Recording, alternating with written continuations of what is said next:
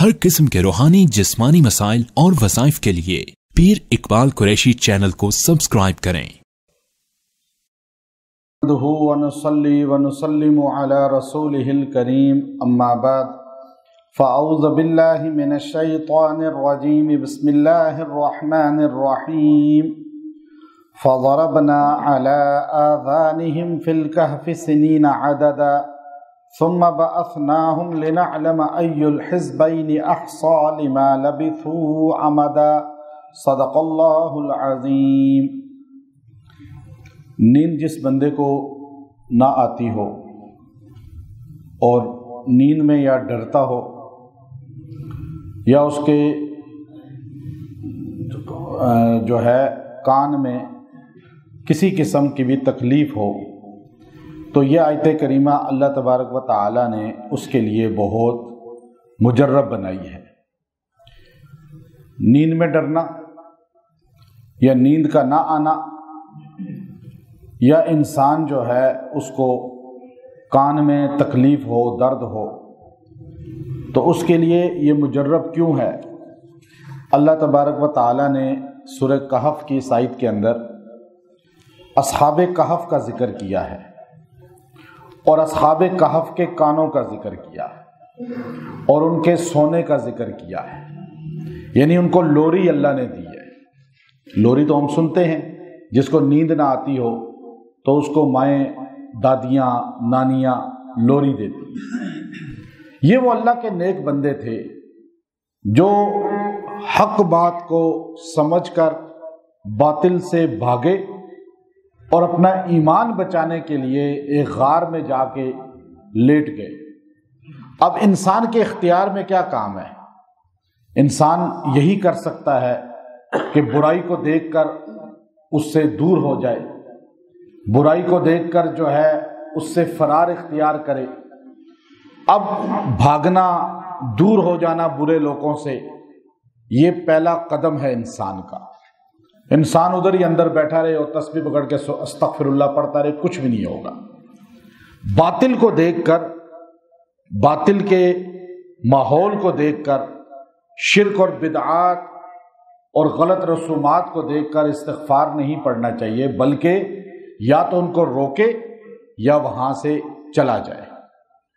اب یہ لوگ چلے گئے، یہ یہی کر سکتے تھے اور یہ کوئی عام لوگ نہیں تھے۔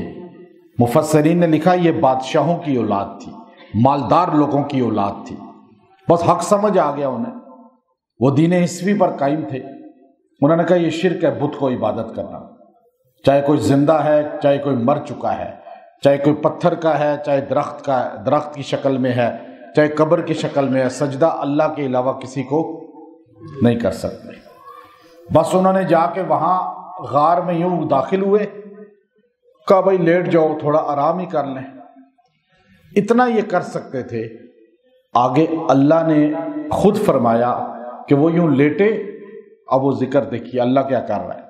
فَضَرَبْنَا عَلَىٰ آذَانِهِمْ، پھر ہم نے تھپکی دی ان کے کانوں پر۔ اس جگہ پہ تھپکی دیتے ہیں جب کوئی سوئے نہ، نیند نہ آتی ہو جس کو، تو مائیں ایسے ہی کرتی تھی نا بچپن میں۔ دیکھیں آپ چھوٹے چھوٹے بچوں کو نیند نہیں آ رہی ہوتی، ماں ادھر ہاتھ کانوں کے نیچے اس کو مسلتی ہے، یہ تھپکی دی جاتی ہے۔ تو اللہ نے فرمایا کہ میں نے اپنے ان بندوں کو ایسے تھپکی دی۔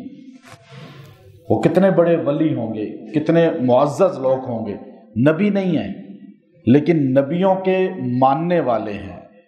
ان کا یہ درجہ ہے کہ اللہ دین عیسوی پر چلنے والوں کو اتنی شان دے رہا ہے، تو دین محمد پہ چلنے والوں کی شان کتنی اونچی ہوگی۔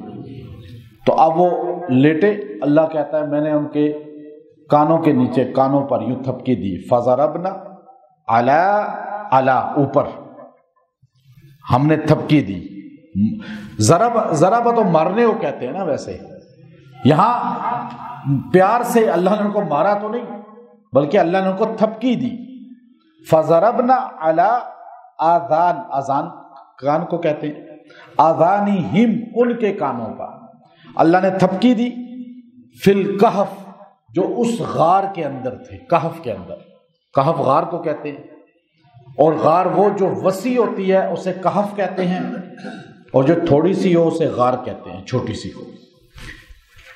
اب یہ غار کے اندر جو تھے ان کو میں نے تھپکی دی، سنین عددا، اتنے سال جو میں نے گنتی کر رکھے تھے، یعنی اللہ جتنا چاہتا تھا ان کو تھپکی دے کے سلا دیا۔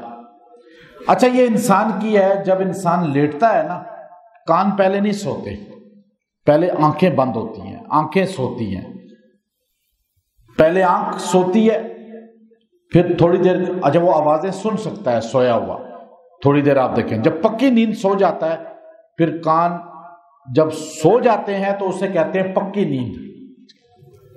سو تو وہ گئے تھے اپنی بشری تقاضے کے تحت، جو قدم وہ اٹھا سکتے تھے اور جا کے لیٹ سکتے تھے، یعنی انہوں نے آنکھیں بند کی، نیند آ گئی، وہ نیند جو ہر بندے جانور انسان پہ آتی ہے۔ لیکن اللہ نے وہ کام کیا کہ تھپکی دی، کانوں کو ہی بند کر دیا، یعنی ان کو آواز کوئی آتی ہی نہیں تھی، ایسی نیند سوئے کہ عدد سنین عددا، جو اللہ کو پتا تھا کہ کتنے سال سونا ہے۔ اب یہ 309 سال سوئے، کان ان کے بند تھے، کوئی چیخ پکار، باہر کا شور، باہر کی آواز ان کو نہیں آتی تھی، نہ وہ کسی کو نظر آتے تھے، اوجل ہو گئے تھے، جیسے جن اوجل ہے تو یہ بھی اوجل ہو سکتے ہیں، غار میں لوگ آئے ہوں گے، دیکھا ہوگا، تو بس ان کو نظر نہیں آئے، اللہ نے سلائے رکھا اسی طرح ان کو۔ اور نبی کریم صلی اللہ علیہ وسلم سے، آپ علیہ الصلوۃ والسلام کی ولادت سے یہ 250 سال پہلے واقعہ پیش آیا، پھر 300 یعنی نبی علیہ السلام 570 سال بعد پیدا ہوئے عیسیٰ علیہ السلام کے، 250 سال بعد عیسیٰ علیہ الصلوۃ والسلام کے 250 سال بعد یہ لوگ سوئے، اور گویا کہ 320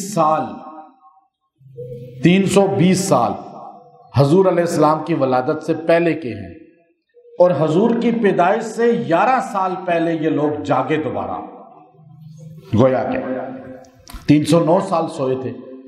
تو یہ واقعہ حضور کے زمانے سے بالکل ساتھ کا ہے، حضور علیہ الصلوۃ والسلام پیدا ہوئے ان کے جاگنے کے 11 سال بعد، چونکہ جو بادشاہ دقیانوس اس کا نام تھا، جو مشرک تھا، جو لوگوں کو کہتا تھا بتوں کو سجدہ کرو، قبروں کو سجدہ کرو، یہ کہتے تھے نہیں بھائی، اللہ کے علاوہ کسی کو سجدہ نہیں ہو سکتا، چاہے سارا خاندان مشرک ہے، آپ اکیلے کھڑے ہو جائیں، نہیں، اللہ کے ساتھ کسی کو شریک میں نہیں بنا سکتا۔ یہ عقیدہ مضبوط رکھیں، اپنا عقیدے سے پھسلے نہیں، توحید پر مضبوط ہو جائیں، یہ انہوں نے ہمیں سکھایا۔ اب حضور علیہ السلام کی ولادت ہوئی، پھر 11 سال پہلے ان کی ولادت سے یہ لوگ جاگے اٹھے۔ اب اللہ کہتا ہے ثم بعثناہم، پھر ہم نے ان کو کھڑا کر دیا، اٹھا دیا، یہ لیٹے ہوئے ہوں ایک دوسرے کو دیکھ کے، ایک اٹھ کے بیٹھا، دوسرا بیٹھا، تیسرا بیٹھا، اٹھ کے بیٹھ گئے، لنعلم، تاکہ ہم جانیں، اللہ کہتا ہے میں ان کو کیوں اٹھایا، تاکہ پتہ چلے، ای الحزبین، 2 جماعتیں بن گئی تھی ان میں۔ 2 جماعتیں کیسے بنی؟ جب وہ اٹھ کے بیٹھے نا تو ایک کہنے لگا، یوں اپنے جسم میں ذرا اس کو تھکاوٹ سی محسوس ہوئی، جیسے کوئی لیٹ کے انسان کو وزن اس پہ فرش پہ دب پڑتی ہے، تو وہ کہنے لگا کتنا سوئے ہیں ہم، تو یوں دیکھا تو اوپر سے وہ غار میں جگہ ہے، میں وہ غار گیا ہوں، اس غار میں دیکھا اوپر سے روشنی ایسے آ رہی ہے، میں نے اس اندر سر کر کے بھی اوپر دیکھا، اصحاب کہف کا غار یہ اردن میں ہے، تو اس پہ زیادہ گمان ہے کہ یہ اصحاب کہف کا غار ہے، غالب گمان یہ، اوپر مسجد بھی ہے، ہم نے اس مسجد میں بھی نماز ادا کی، تو غار نیچے ہے، اوپر مسجد ہے۔ تو 1963 میں یہ غار اور یہ پہاڑی دریافت ہوئی تھی۔ تو ابن جریر طبری رحمۃ اللہ علیہ نے باقاعدہ اس پہ ریسرچ کر کے پہلے کہا تھا کہ یہ فلسطین کے قریب یہ غار ہے، فلسطین چونکہ عیسیٰ علیہ السلام کی جائے ولادت ہے، اور پھر وہی عیسائی مذہب پہلے اس پٹی میں تھا، تو ان کی ریسرچ یہ ہے مضبوط۔ تو اب یہ اٹھے تو لنعلم ای الحزبین، 2 جماعتیں ہو گئی تھیں، ایک کہنے لگا کتنا سوئے ہیں ہم، ایک کہنے لگا میرا خیال ہے یہ سورج ابھی یہاں پہنچ گیا ہے، روشنی کم ہو گئی ہے، تو ہم آدھا دن یا 1 دن سوئے، اخصا، تاکہ متعین کریں گنتی اس کی، لما لبثوا امدا، کہ کتنے برس وہ سوئے ہیں۔ دوسرے کہنے لگے بھائی نہیں، اللہ جانتا ہے ہم کتنے سوئے ہیں، لیکن آدھا دن نہیں سوئے۔ تو حضرت تھانوی رحمۃ اللہ علیہ نے فرمایا وہ دوسری جماعت اصل میں صحیح تھی، جنہوں نے بات کو اللہ کے سپرد کر دیا۔ خود ایک دم فتویٰ نہیں لگانا چاہیے، ہر بندہ ایک دم مسئلہ بتاتا ہے، ایک دم یہ ہے جی حرام ہے، ناجائز ہے، کفر ہے۔ بھائی آپ کو کس نے کہہ دیا؟ آپ ایک دم یہ فتوے لگاتے ہو۔ جو اہل علم ہوتے ہیں وہ کبھی ایسی بات نہیں کرتے، وہ خاموشی اختیار کرتے ہیں۔ جو جتنا دنیا جہان کا نکمہ ہوگا نا، دیندار نکمہ بھی ہوتے ہیں، بے دین نکمے بھی ہوتے ہیں، وہ اتنی ہی جلدی آپ کو فتویٰ لگائے گا، اتنی ہی جلدی جو جلدی آپ پہ فتویٰ لگائے نا اور آپ کو بتائے جی یہ تو کفر ہے، یہ تو شرک ہے، یہ تو بدعت ہے، یہ تو یہ ہے، بس یوں سمجھیں نکمہ ہے۔ ایک دم نہیں جواب دینا چاہیے، سوچ کے، تحقیق کے ساتھ۔ تو اب دوسری جماعت کو اللہ نے یہاں پہ دو جماعتیں، حالانکہ دونوں ولی ہیں، لیکن ایک جماعت کو کہا کہ انہوں نے اپنا اندازہ بتا دیا، دوسرے نے کہا نہیں اللہ ہی جانتا ہے۔ ان میں بھی فضیلت والے بتا دیے، گویا کہ دو طبقے ہیں اصحاب کہف میں بھی۔ تو اس پر وہ لوگ گئے، تو ایک بندے کو کہا کہ آگے وہ آئے گا سارا واقعہ کہ تم کھانا لے آؤ، وہ آگے انشاءاللہ پھر بتاؤں گا اس کے مطابق۔ جو بادشاہ سونے کے ٹائم تھا نا ان کا، اس کا نام تھا دقیانوس، وہ مشرک تھا۔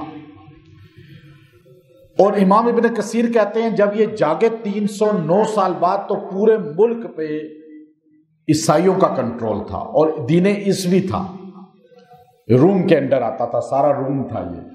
تو نبی کریم علیہ السلام اس کے 11 سال بعد پیدا ہوئے، اور گویا کہ اس کے آپ یہ سمجھے 51 سال 51 سال بعد حضور علیہ السلام نے نبوت سے سرفراز ہوئے، اعلان نبوت کیا۔ نبوت تو آپ کی پرانی ہے، لیکن اعلان نبوت۔